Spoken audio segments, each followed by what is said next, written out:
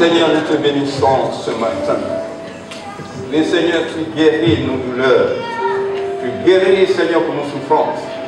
Tu essuies, Seigneur, encore toutes nos larmes. Parce que, Seigneur, c'est toi qui es souverain. Et tu prends tes décisions souveraines. Merci, Seigneur, pour ce que tu as fait. Mais en même temps, Seigneur, tu es là pour nous assister. Tu es là pour nous consoler.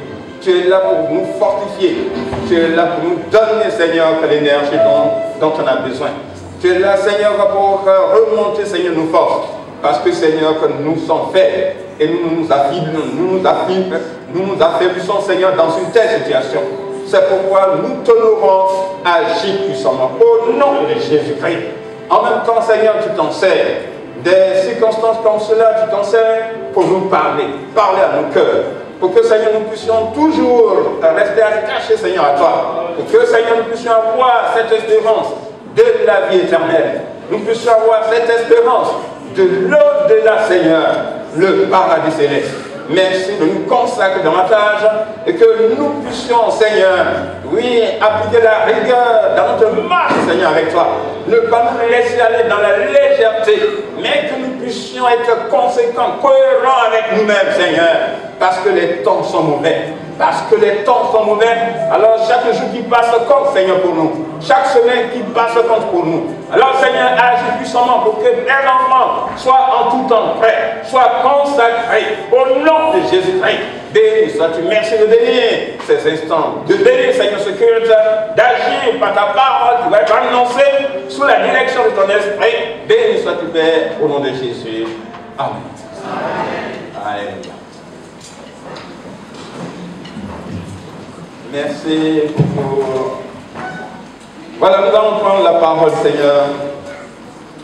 Et c'est le psaume 12 qui va nous parler.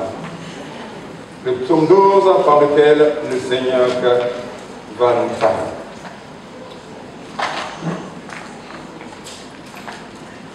Voilà.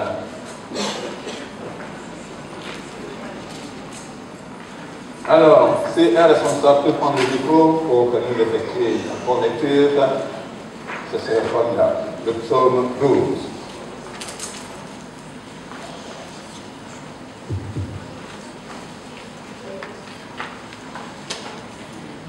Alors, on a cette bonne habitude de se lever, certains sont déjà levés. Je ne voulais pas vous fatiguer, mais certains sont déjà levés quand on se lève pour la lecture de la parole de Dieu.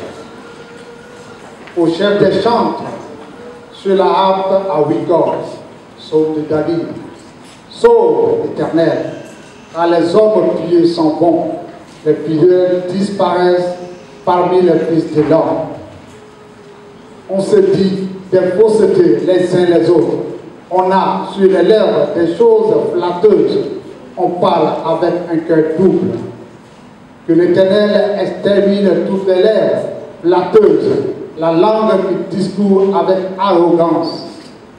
Ceux qui disent, nous sommes puissants par notre langue, nous avons nos lèvres avec nous. Qui serait notre maître? Parce que les malheureux sont opprimés et que les pauvres gémissent. Maintenant, dit l'Éternel, je me lève, j'apporte le salut à ceux contre qui l'on souffre. Les paroles de l'Éternel sont les paroles pures, un argent éprouvé sur terre au creuset, et cette fois épuré. Toi, Éternel, tu les garderas, tu les préserveras de cette race à jamais. Les méchants se promènent de toutes parts quand la bassesse règne parmi les fils de l'homme. Seigneur, béni sois-tu. Merci pour cette parole. Au nom de Jésus. Amen.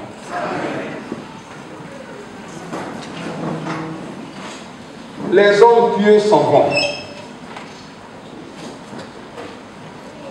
Sauve, Éternel, car les hommes pieux sont bons.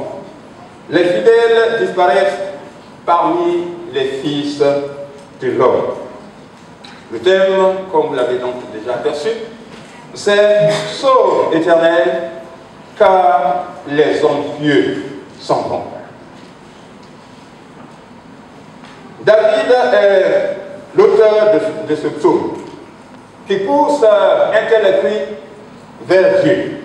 Sauf l'Éternel, car les hommes pieux s'en vont. Alors on peut se poser les questions suivantes. Qu'est-ce qu'un homme pieux? Et pourquoi les hommes pieux s'en vont?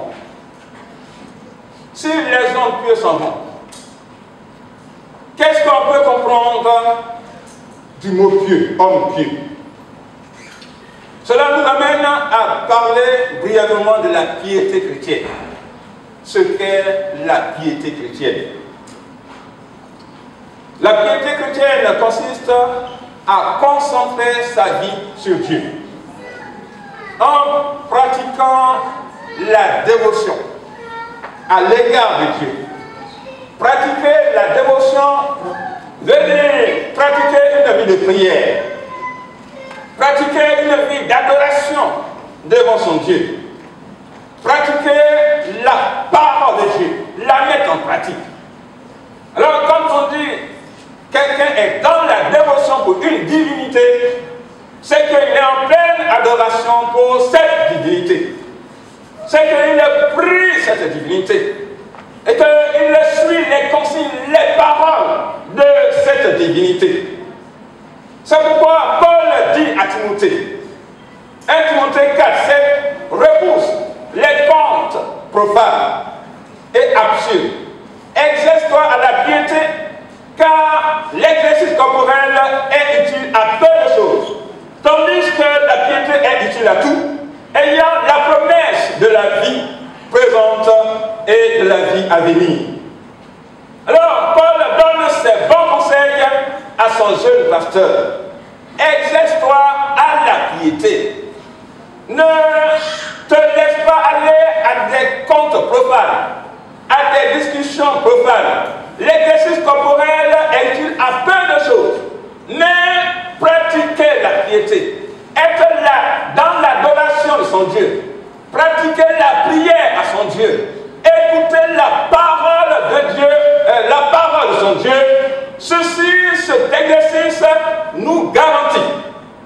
Cela nous donne l'assurance de la vie présente et l'assurance de la vie future. Or, que de l'homme? L'homme a besoin d'être assuré dans son quotidien. L'homme a besoin de garantie dans son quotidien. L'homme a besoin d'être heureux dans son chaque jour. Et en pratiquant la dévotion vers Dieu, alors le Seigneur apporte cette garantie. Donc que ta vie ne soit pas une vie de dispersion, mais que ta vie soit concentrée sur ce Dieu en qui tu as cru. Et alors, tu seras heureux sur cette terre. Et non seulement tu seras heureux sur cette terre, mais tu auras aussi la garantie de la vie à venir. Amen. La piété consiste à vivre sa vie chrétienne à la ressemblance du Christ. À la ressemblance du Christ. Devenir chrétien pour que nous puissions ressembler à un modèle. Et ce modèle à qui ressembler, c'est le Seigneur Jésus-Christ. Ma vie de chaque jour, c'est qu'elle puisse ressembler au Christ. Prendre modèle sur la vie du Christ. Prendre modèle sur l'exemple du Christ. Pour que ma vie puisse lui ressembler. Alors, cela consiste à avoir en nous le caractère du Christ. Or, le caractère du Christ, comme Galates 5, verset 22 le définit, le caractère du Christ parle du fruit de l'esprit. Il nous faut le caractère du Christ pour que chaque jour, nous puissions être convaincus que nous sommes en train de marcher à la ressemblance du Seigneur. Il faut que dans notre vie de chaque jour, on puisse nous différencier des autres. On puisse nous distinguer des autres. Dire que cette personne se comporte comme le Seigneur Jésus-Christ. Amen. Ce n'est pas chose facile, mais ce n'est pas non plus chose impossible de ressembler à Christ dans sa Le fruit de l'esprit, les questions de l'amour, les questions de la paix, les questions de la joie. Il est question de la patience, de la bonté, de la bénignité, de la fidélité, de la douceur et de la tempérance à vivre chaque jour dans notre vie chrétienne. Amen. C'est pourquoi Paul fixe ce verset. Il a dit, le but de notre vie chrétienne, c'est d'être à l'image du Seigneur. Éphésiens 4, verset 13. Il dit, jusqu'à ce que nous soyons parvenus à l'unité de la foi, que nous puissions parvenir à la connaissance du Fils de Dieu, que nous puissions parvenir à l'état d'enfer, que nous puissions parvenir à la mesure de la stature parfaite du Seigneur Jésus-Christ. Parvenir à la mesure de la stature parfaite du Seigneur Jésus-Christ. C'est là le but de notre vie chrétienne. Il ne faut pas rater ce but. Chaque jour, il faut une remise en question pour dire, Seigneur, est-ce que je suis dans la note avec toi?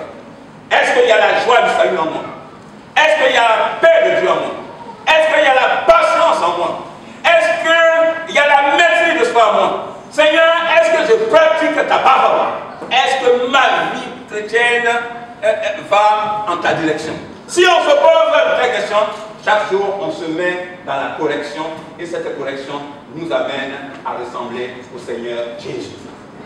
Alléluia. La piété chrétienne consiste enfin à servir Dieu, être au service de Dieu. Il nous a dit dans 1 Thessaloniciens 1, verset 9, Paul le rappelle aux Thessaloniciens. Car on raconte à notre sujet quel accès nous avons eu auprès de vous.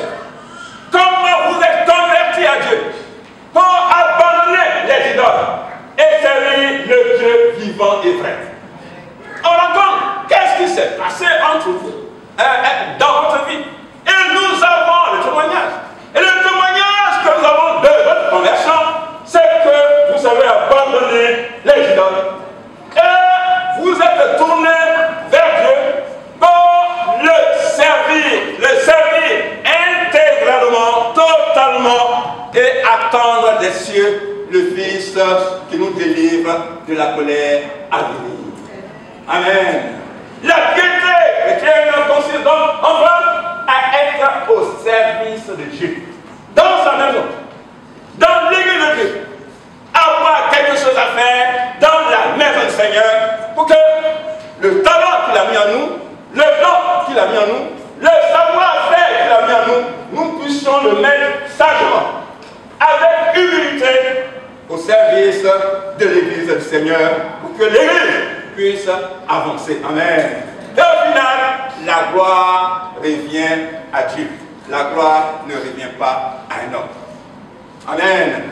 Donc, qu'est-ce que les hommes pieux? Alors, être un homme pieux, ça veut dire donc ainsi que nous sommes dans l'adoration du Seigneur. Nous sommes dans l'adoration du Seigneur. Nous faisons des prières au Seigneur. Et nous avons le caractère du Seigneur. Nous faisons l'effort d'avoir le caractère du Seigneur. Prendre la vie du Seigneur comme exemple. Et faire l'effort de pratiquer ainsi la parole. Au final, être totalement au service du Seigneur. Alors, les hommes pieux savants. Ces hommes, voilà ce qu'ils ont pratiqué. C'est pourquoi ils sont appelés des hommes pieux. Nous sommes donc appelés les uns les autres à être des hommes pieux. Il y a beaucoup à gagner d'être hommes et femmes pieux. Amen. Il y a beaucoup à gagner. La piété ne fait pas mal en soi. Se consacrer à un Dieu, surtout le Dieu créateur, le Dieu dominateur, le Dieu qui règne dans les cieux, le Dieu qui règne sur la terre, être totalement dans sa communion. Le servir, ça ne peut que faire du bien. Amen. On ne perd rien en étant au service de ce Dieu. On ne perd rien en adorant ce Dieu. On ne perd rien en faisant l'effort de ressembler à ce Dieu dans sa marche quotidienne. Parce que le Seigneur nous donne la garantie de la vie présente. Il est avec nous, il nous assure sa compagnie. Il entend, répond à nos prières. Il est notre secours. Il est notre rédempteur. Quand ça ne va pas, c'est lui qui intervient. Quand nous sommes dans l'incapacité, dans l'impossibilité, il dit tout est possible en moi. Et il intervient dans ta vie. Amen. On gagne en étant pieux avec Dieu. On ne perd rien en étant pieux avec Dieu. Nous sommes appelés à être des pieux. Amen. Le Seigneur nous bénit. Alléluia. Donc, qu'est-ce que être pieux? C'est bien cela. Maintenant, pourquoi les hommes pieux s'en vont? Pourquoi les hommes pieux s'en vont? On a besoin d'eux. Hey, des gens qui adorent Dieu. Des gens qui ont le caractère de Dieu. Des gens qui servent Dieu. Ils sont utiles à la société. Ils sont utiles dans leur environnement. Mais alors, pourquoi ils s'en vont? Les hommes pieux s'en vont. Ils s'en vont à cause de l'impiété des hommes. Ils s'en vont à cause de l'impiété des hommes. S'il y a des hommes pieux, c'est qu'il y a d'autres qui pratiquent l'impiété. S'il y a des hommes qui adorent Dieu, qui aiment l'adoration de Dieu, c'est qu'il y a d'autres qui n'aiment pas l'adoration de Dieu. S'il y en a qui servent Dieu, ils font de leur vie servir Dieu, il y en a à qui ça ne veut rien dire que de servir Dieu. Et ceux-là à qui ça ne veut rien dire d'être au service de Dieu, ils pratiquent l'impiété. On les appelle des méchants. Des méchants parce que leur vie lutte contre Dieu. Leur vie s'attaque à Dieu. Leur vie s'éloigne de Dieu. Et ils font ce qu'ils veulent. Ils pratiquent la méchanceté chaque jour. Alors, à cause de ces personnes qui remplissent la terre, à cause de ces personnes qui remplissent notre environnement, à cause de ces personnes qui sont dans la société, à cause de ces personnes qui font aussi la guerre à ceux qui sont pieux, alors les hommes pieux s'en vont. Les hommes pieux s'en vont, les raisons sont données dans notre psaume que nous avons lu. Les hommes pieux s'en vont. Les impies, les hommes pieux, les hommes impies, dans le psaume que nous avons lu, se disent des faussetés les uns contre les autres. Ils se calomnient les uns contre les autres. Voilà leur travail. Les hommes impies. Alors, se disent des faussetés les uns contre les autres.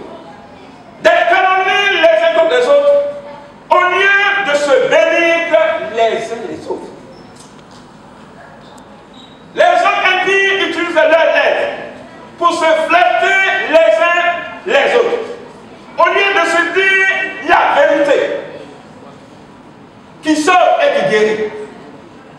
Si on pratiquait la vérité qui sauve et qui guérit, ça allait faire du bien. Mais il y a de la flatterie. Les hommes impies ont le cœur doux. Ils pratiquent la duplicité, ils pratiquent l'hypocrisie les uns envers les autres. Au lieu de s'aimer les uns les autres.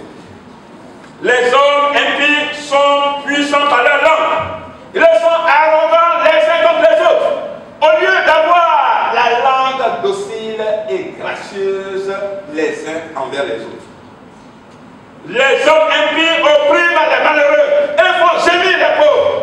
Et David conclut, les méchants se promènent de toutes parts, quand la bassesse règne parmi les fils de l'homme. Alors, puisque la bassesse règne, puisque les méchants règnent, alors les hommes pieux s'en vont, les fidèles disparaissent parmi les fils de l'homme, car ils ne peuvent pas supporter l'impiété des hommes, ils s'en vont. Les hommes pieux s'en vont, c'est intéressant. Alors, l'objectif de Dieu n'est pas que les hommes pieux aillent, n'est pas que les hommes fidèles aillent, mais l'objectif de Dieu, c'est qu'il reste pour que le monde soit sauvé, pour que la société soit sauvée. Alors, il y a donc besoin besoin du salut. L'homme a besoin d'être sauvé. Amen. Il y a ce besoin de salut. C'est pourquoi l'homme de Dieu dit, sors éternel. Sors éternel. Il y a besoin que la famille soit sauvée. Il y a besoin que la société soit sauvée. Il y a besoin que le pays soit sauvé. Pour ne pas que ton jugement s'exerce. Sors éternel. Sors dans ton salut. Nous avons donc cette responsabilité de travailler au salut des hommes impies. Amen. Nous avons cette responsabilité de travailler au salut des hommes impies.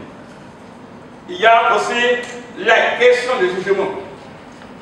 Parce que au verset 4, le premier dit que l'Éternel extermine toutes les lèvres flatteuses. Qu'il extermine.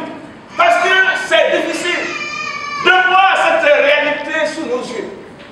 Alors que l'Éternel extermine, exerce son jugement. Mais le Seigneur, sa volonté n'est pas que le méchant meure, mais qu'il se détourne de sa voie afin qu'il soit sauvé. Amen. C'est pourquoi il y a un pasteur qui aidait un vieillard en train de monter un escalier. Et alors que le pasteur aidait le vieillard à monter l'escalier, le vieillard a dit au pasteur, sais-tu ce qui s'est passé la nuit dernière au ciel? Ah. Expliquez-moi, parce que là, le domaine que vous touchez là, ça me dépasse. Au ciel, qu'est-ce qui s'est passé? Il dit au ciel cette nuit, j'ai vu que Dieu était très fâché. Et il était en colère contre les humains, contre la méchanceté des humains. Et il a dit aux anges, prenez des trompettes pour souffler. Et alors que les anges prenaient les trompettes pour souffler, Jésus est apparu avec sur sa tête le sang qui coulait. Avec dans ses mains le sang qui coulait. Avec sur son côté le sang qui coulait sur ses pieds. Il a dit à Dieu que ma mort serve à quelque chose. Si je suis mort, c'est à cause de la méchanceté des humains sur la terre. Donc que ma mort ne soit pas vaine. Ok. Dieu dit d'accord, ok. Bon. Voilà. Dieu ne pourra pas donc supporter la douleur de son fils qui est saint. Mais en même temps, il ne pourra pas supporter la méchanceté des hommes sur la terre. Il a dit aux anges, bon, arrêtez. Je leur donne une dernière chance. Là, le Seigneur s'est donc tourné vers les anges. Et il leur a confié une mission. Il dit, allez sur la terre, prenez les trompettes, allez sur la terre et annoncez cette parole. Que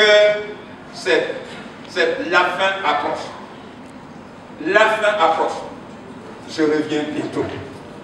Le message que je vous donne d'aller annoncer, c'est que la fin approche. Je reviens bientôt. Ah, pasteur Nathan, comment est-ce que tu as su tout ça? Il dit, je suis, moi le vieillard que tu vois là, je suis l'un des anges que Jésus a envoyé sur la terre pour annoncer ce message. Et donc toi, utilise tous tes moyens de communication que tu peux utiliser pour annoncer ce message. La fin est proche, je reviens bientôt.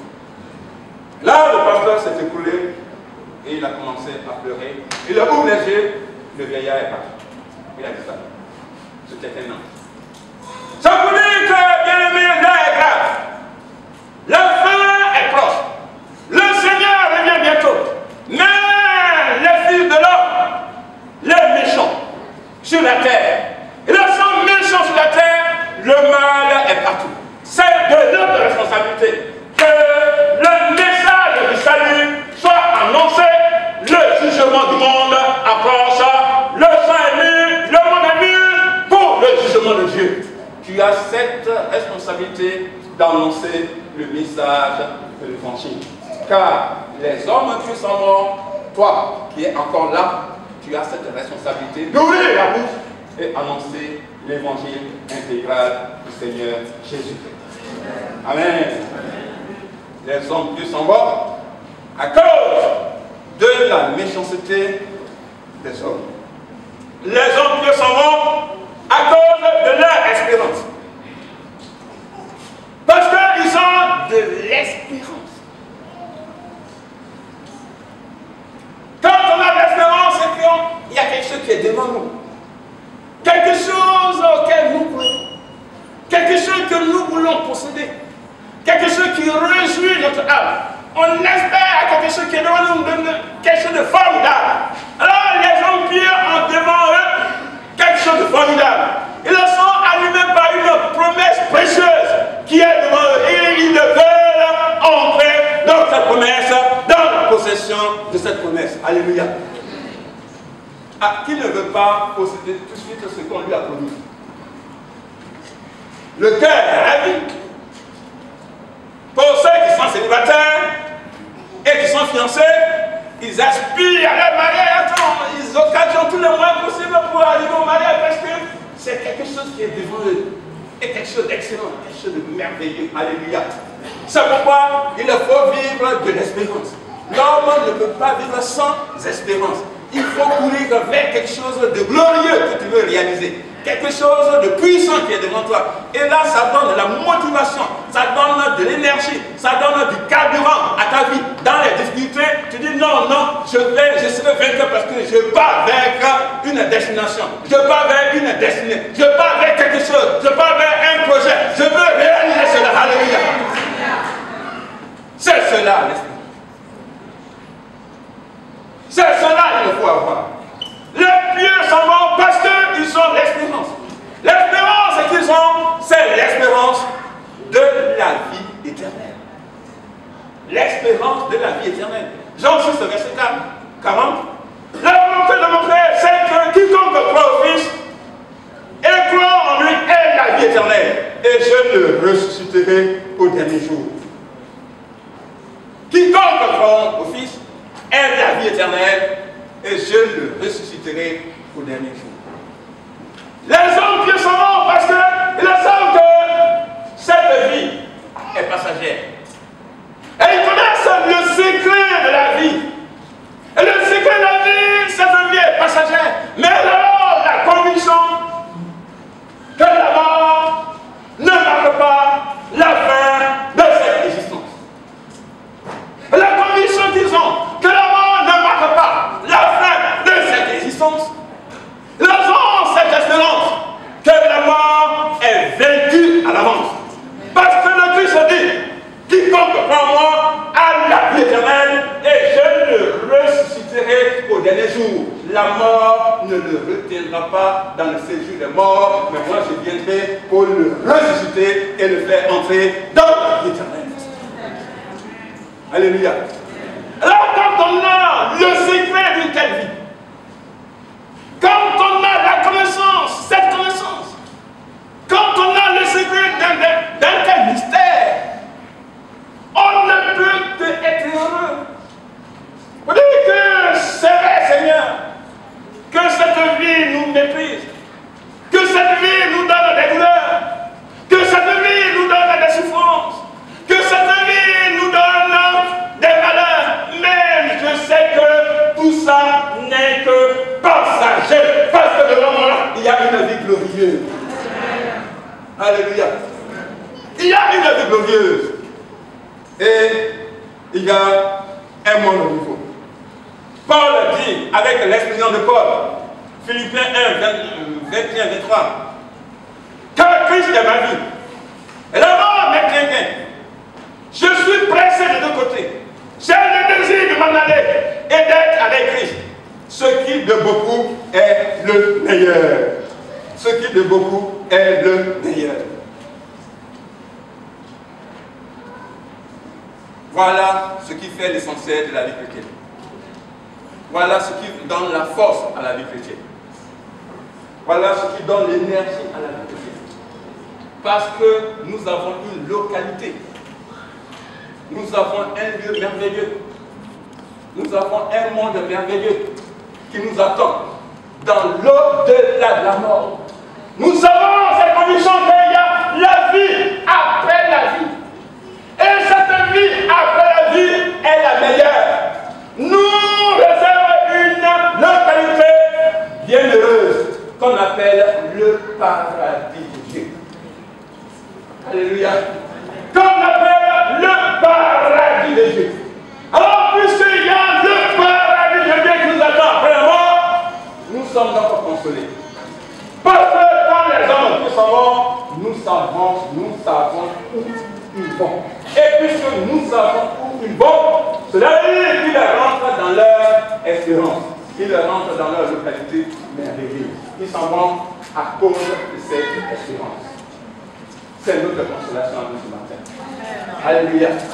C'est ta consolation à toi ce matin. Vous voyez que c'est vrai que nous avons de l'attachement, que nous avons des amitiés, mais quand cela arrive, nous disons Seigneur, fortifie-moi, parce que je sais où mon ami, je sais où ton serviteur, je sais où mon parent, je sais où celui qui me tenait à cœur, je sais où il est parti, où elle est partie. Gloire soit rendue à ton Saint-Nom. Alléluia. Les hommes pieux ont l'espérance. Mais il y a d'autres qui n'ont pas d'espérance. C'est pourquoi l'Évangile dit, Hébreux 9, verset, qu'il est réservé aux hommes de mourir une seule fois, après quoi vient le jugement de Dieu. Le jugement de Dieu n'est pas réservé aux hommes pieux. Le jugement de Dieu est réservé à ceux qui ne connaissent pas Dieu. Et l'offre du salut est là pour eux. L'Évangile les appelle à accepter Jésus-Christ. Et quand l'Évangile vous appelle, nous appelle, c'est de la gratuité. Et si nous savons, nous sommes convaincus que c'est de la gratuité, acceptons librement l'offre du salut du Seigneur Jésus-Christ. Car la parole de Dieu nous dit que la vie éternelle est gratuite. La parole de Dieu nous dit que le pardon est gratuit. La parole de Dieu nous dit que l'entrée à l'église est gratuite. Et cela est vrai. La parole de Dieu nous dit que le souffle de vie est gratuit. Et cela est vrai. La parole de Dieu nous dit que la grâce de Dieu est gratuite. Et cela est vrai. Mais il y a des choses qui sont payantes que les hommes méchants préfèrent. La cigarette est payante. Mais on aime payer la cigarette pour se noircir les poumons. La prostitution est payante. Mais on aime payer pour aller avec les prostituées. L'alcool est payant. Mais on aime payer l'alcool pour se saouler et se détruire. La boîte de nuit est payante. Mais on aime payer pour aller à la boîte de nuit et se réjouir. Le pouvoir du monde est payant. Mais on aime acheter les fétiches pour être puissant. La sorcellerie est payante. Mais on aime acheter la sorcellerie pour être puissant. Le don de Dieu est gratuit ce matin. Le don de Dieu est gratuit ce matin. Le don de Dieu est gratuit ce matin. Le don de Dieu est gratuit ce matin. La localité céleste de Dieu est gratuite.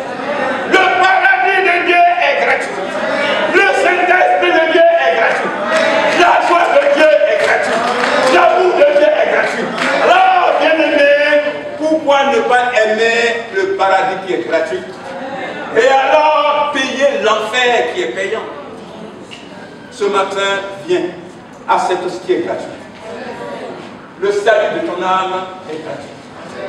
L'enfer est gratuit, quitte, l'enfer est payant, quitte sur le chemin de ce qui est payant et nourris ton âme gratuitement par la présence du Saint-Esprit pour ta vie ce matin.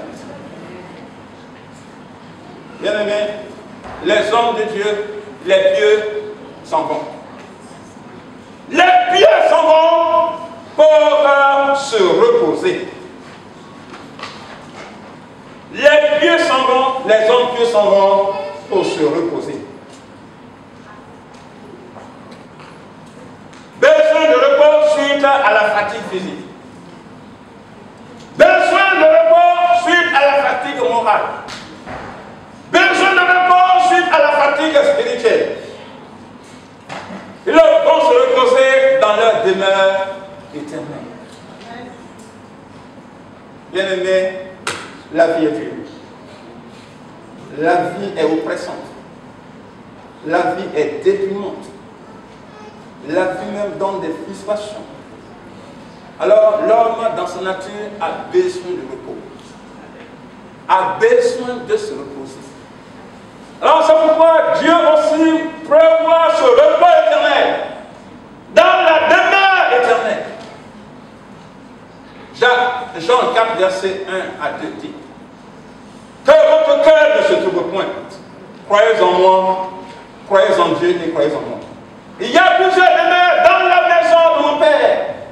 Si ce n'était pas le cas, je vous l'aurais dit. Je vais vous préparer une place. Et lorsque je m'en serai allé, je reviendrai et je vous prendrai avec moi, afin que là où je suis, vous y soyez aussi. Que votre cœur ne se trouble point. Que votre cœur ne se soucie de rien. Quand vous voyez la mort arriver, soyez dans la paix du Seigneur. Alléluia. Et nous sommes dans la paix du Seigneur, quelles que soient les circonstances dans lesquelles le Seigneur nous met. Amen. Ce matin, que ton cœur ne se trouve point. Le Seigneur a préparé de bonnes choses pour notre consolation. Pour se reposer de leurs œuvres. Les hommes qui s'en vont non seulement pour entrer dans leur demeure éternelle, mais ils s'en vont pour se reposer de leurs œuvres. Heureux, Apocalypse 14, verset 13. Heureux dès à présent, les morts qui meurent dans le Seigneur. Oui, dit l'Esprit. Enfin qu'ils se reposent de leurs travaux, car leurs œuvres les suivent. Matthieu 25, verset 23. Bon et fidèle serviteur, entre dans la joie de ton maître. Alléluia. Après un travail, il faut se reposer. Les hommes pieux s'en vont parce qu'ils ont presque la piété. Ils ont travaillé pour leur roi des rois. Ils ont travaillé pour leur Dieu. Il y a besoin de repos, de se reposer de leurs œuvres. C'est là leur récompense. Et c'est là notre récompense. Mais bien aimé, pour avoir droit à ce repos de Dieu, à ce repos éternel de Dieu, il faut avoir ici-bas le repos, ce repos de Dieu. Il faut l'avoir maintenant. C'est pourquoi le psaume 23 nous dit: l'Éternel est mon berger, je ne manquerai de rien. Il me faut reposer, il me fait reposer dans le vert pâturage, il me dirige près des eaux paisibles. Alléluia. Que l'Éternel soit ton berger ce matin. Et que le repos de Dieu te gagne maintenant pour avoir l'assurance du repos éternel, du repos céleste. Il me fait reposer dans le vert pâturage. Bien-aimé, tu es fatigué? Bien-aimé, tu es stressé? Le Seigneur te garantit d'avoir le repos ici-bas. Il veut t'envahir par sa présence pour te fortifier, augmenter tes forces, pour que tu prennes courage, tu prennes l'énergie de continuer ton chemin, le chemin de ta vie, pour que tu sois encore vainqueur. Nous avons besoin du repos de Dieu. Les hommes pieux sont bien-aimés pour cette réalité à cause de l'impiété des hommes, à cause de leur espérance dans le ciel, pour se reposer. Notre bien-aimé Blanchard Vanier, il est parti pour se reposer en ayant d'abord eu ici-bas le repos de Dieu, le repos avec Dieu. Que le Seigneur nous bénisse et que nous puissions prendre les forces, de l'énergie pour savoir que cette piété est aussi pour toi ce matin. Est pour nous tous ce matin. Pratiquons la piété pour avoir la garantie de la vie présente et avoir l'assurance de la vie à venir. La piété est récompensée. Elle ne fait pas de mal. Ce matin, accepte le Seigneur dans ta vie. Fais la paix avec Dieu. Sois dans le repos avec Dieu. Accepte l'assistance du Saint-Esprit. Ouvre ton cœur ce matin pour que Jésus s'installe dans ta vie. Alors, bien-aimé, tu vivras d'une manière victorieuse. Devant quelques difficultés, quelques circonstances, tu seras plus que vainqueur. Parce que tu vivras dans l'espérance de Dieu. Dieu te bénisse ce matin.